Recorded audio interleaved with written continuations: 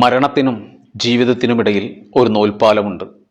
ആ നൂൽപ്പാലത്തിലൂടെ പലപ്പോഴും പല മനുഷ്യരും സഞ്ചരിക്കാറുമുണ്ട്.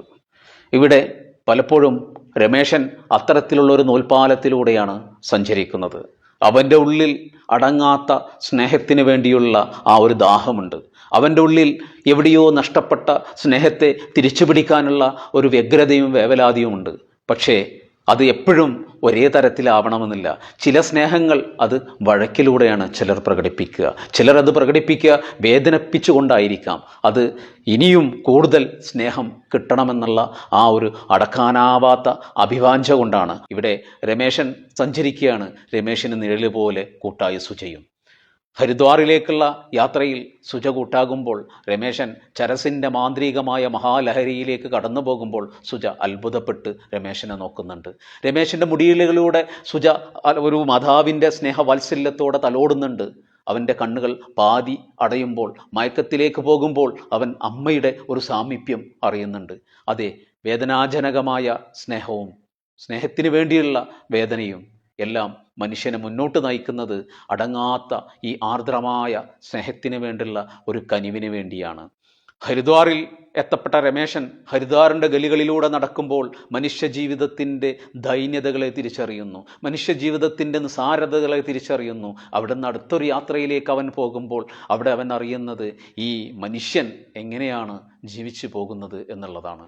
അപ്പോഴും അവന് കൂട്ടായി, തുണയായി, നിഴലായി അവൻ്റെ കൂടെ സുജയുമുണ്ട്. സുജയില്ലാതെ രമേശന് പൂർണ്ണതയില്ല, രമേശനില്ലാതെ സുജക്കും. അതെ, ഹരിദ്വാറിൽ മണികൾ മുഴങ്ങുന്നത് എപ്പോഴും അവൻ്റെ കാതുകളിൽ വീഴുന്നുണ്ട് എന്നുള്ളതാണ്. ആ ഹരിദ്വാർ അവൻ ഓർമ്മിപ്പിക്കുന്നത് സ്നേഹത്തിൻ്റെ മാന്ത്രിക സ്പർശമാണ് ഓർമ്മിപ്പിക്കുന്നത്. അവിടെ ഈ ഔന്നത്യത്തിൻ്റെ മഹാശിഖരങ്ങളിലേക്ക് അവനെ നയിക്കുന്നത് ഈ സ്നേഹത്തിൻ്റെ ദുർബലമായ സ്നേഹത്തിൻ്റെ ആ കൈകൾ അവൻ കൂട്ടിപ്പിടിച്ചുകൊണ്ടാണ്, സുജയെ ചേർത്ത് പിടിച്ചാണ് അവൻ പോകുന്നത്. സ്നേഹത്തിന് മാത്രമേ മറക്കാനും പൊറുക്കാനും കഴിയുള്ളൂ എന്നുള്ളതാണ്. ആ സ്നേഹത്തിൻ്റെ ആദരമായ കനിവ് പറ്റിയാണ് ഹരിദ്വാർ സജീവമാകുന്നത്. ഹരിദ്വാറിൻ്റെ മണ്ണിൽ കാണാൻ കഴിയുന്നത് ഒരു തീർത്ഥയാത്രക്കും അപ്പുറത്തേക്ക് ഹരിദ്വാർ എന്ന ഒരു മണ്ണിനെ അറിയാൻ, ഹരിദ്വാറിനെ തിരിച്ചറിയാൻ, ഒരു പൗരാണിക സംസ്കൃതിയുടെ മഹാ ആഴങ്ങളെ തിരിച്ചറിയാൻ രമേശന് കഴിയുന്നുണ്ടോ? നമുക്ക് വായിക്കാം. ഹരിദ്വാറിൽ മണികൾ മുഴങ്ങുമ്പോൾ. ബ്രഹ്മകുണ്ഡത്തെ ലക്ഷ്യം വെച്ചുകൊണ്ട് പിച്ച വയ്ക്കുന്ന ഒരു കുഞ്ഞിനെപ്പോലെ അവൻ നീങ്ങി. ലോവർ സടക്കിനരികിലെ വിജനമായ ഒരു ഗലിയിൽ എത്തിയപ്പോൾ അവൻ നിന്നു. കണ്ണുകൾ 1-2 തവണ അടച്ചു തുറന്നു. വിളക്കുമരത്തിൻ്റെ ചുവട്ടിൽ മലർന്നടിച്ചു കിടക്കുന്ന ചൂടുകൾ, ചോരച്ച കൃത്രിമ നാവ് അറ്റുവീണു കിടക്കുന്നു.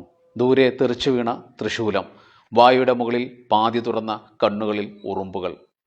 ഈ ദീപശിഖകളിൽ നിന്നും, ഈ മണിനാദത്തിൽ നിന്നും രമേശന് മോചനമില്ല ഒരിക്കലും.